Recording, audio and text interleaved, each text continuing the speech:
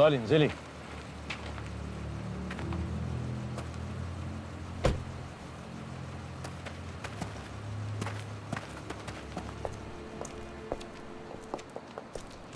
شفت اللي كنت واقفه معاه ضدنا كان هيعمل فيك ايه؟ شفت بعينك اللي كنت عايزه تبيع ابوكي ليه وتكسريه كان ناويلك على ايه؟ شفت. عشان بعد كده تسمعي كلام ابوكي اللي محدش في الدنيا خاف عليكي قده. يا بنتي العيله دي ملهاش امان، ويستاهلوا كل اللي عملناه فيهم، ويستاهلوا اكتر كل اللي هنعمله فيهم. يلا اتفضلي اطلعي.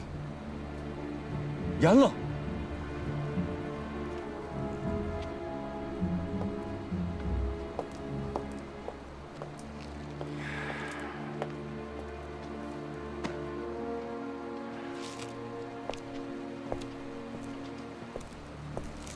رجاله مش عايز عينيكوا تغفل لحظه واحده.